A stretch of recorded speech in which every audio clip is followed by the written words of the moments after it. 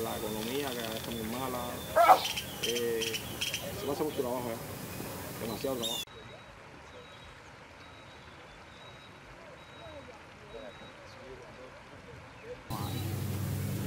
Digamos que $7 al día, molestas 10 horas.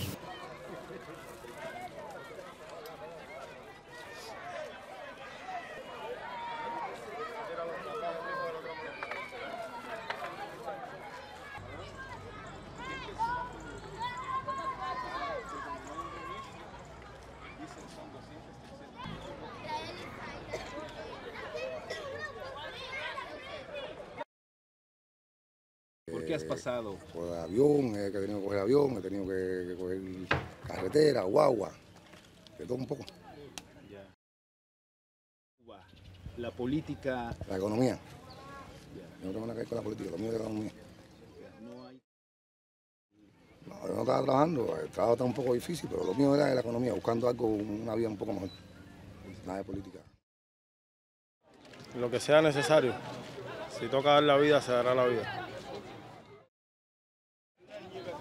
Que nos den nuestro oficio de salida, no estamos pidiendo nada imposible, ya lo he dicho innumerables veces.